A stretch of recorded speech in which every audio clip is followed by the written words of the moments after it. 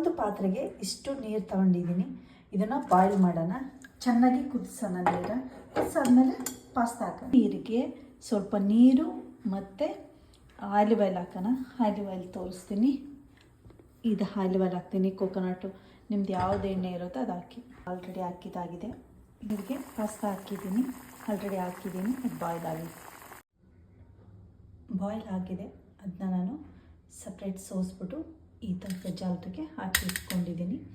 ಈಗ ಈ ಪ್ಯಾನ್ಗೆ, ಅದೇ ಪ್ಯಾನ್ಗೆ ನಾನೀಗ ಆಲಿವೆಲ್ಲು, ಟೊಮೆಟೊ ಮತ್ತು ಗಾರ್ಲಿಕ್ ಹಾಕಿದ್ದೀನಿ. ಇದನ್ನು ಫ್ರೈ ಮಾಡೋಣ.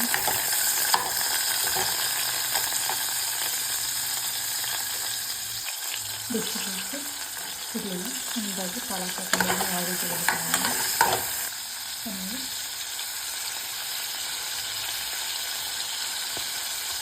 ಎಷ್ಟು ಬೇಕು ಅಷ್ಟು ಖಾರದ ಪುಡಿ. ಅದು ಮಸಾಲ ಸ್ವಲ್ಪ ಫ್ರೈ ಮಾಡ್ಕೊಂಡಿದ್ನಲ್ಲ ಅದನ್ನು ನಾನು ರುಬ್ಕೊಂಡಿದ್ದೀನಿ.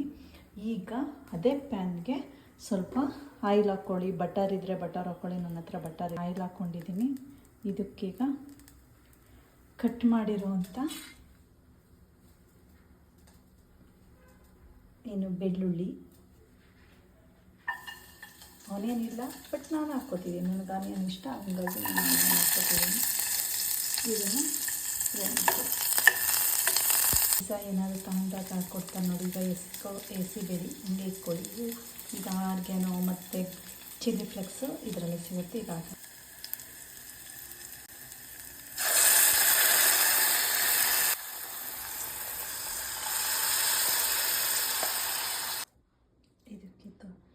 ರುಚಿಗೆ ತಕ್ಕಷ್ಟು ಉಪ್ಪು ಹಾಕೋಣ.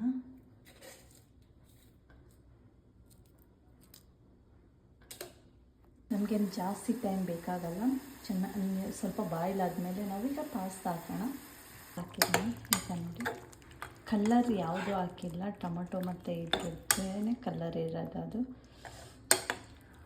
ಬಟ್ ಇಲ್ಲಿ ಎಲ್ಲೋ ಕಾಣ್ತಿದೆ, ಬಟ್ ಅಲ್ಲಿ ಸ್ವಲ್ಪ ರೆಡ್ ಕಲರ್ ಲೈಟಾಗಿ ಕಾಣಿಸ್ತಿದೆ. ಪನ್ನೀರ್ ಇತ್ತು, ಅದನ್ನ ನಾನು ಸ್ಮ್ಯಾಶು ನಿಮ್ಗೆ ಯಾವ ಥರ ಬೇಕೋ ಹಾಕೊಳ್ಳಿ, ಡಿಫ್ರೆಂಟಾಗಿರಲಿ ಅಂತ ಮಾಡ್ಬೋದು. ಮಿಕ್ಸ್ ಮಾಡೋಣ. ಬಟ್ ಇದು ಡಿಫ್ರೆಂಟ್ ಪಾಸ್ತಾ.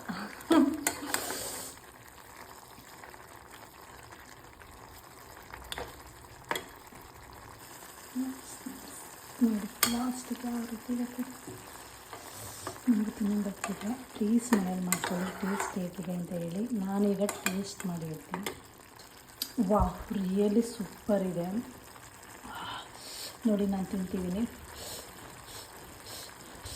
ತುಂಬ ಸ್ಪೈಸಿ ಇದೆ.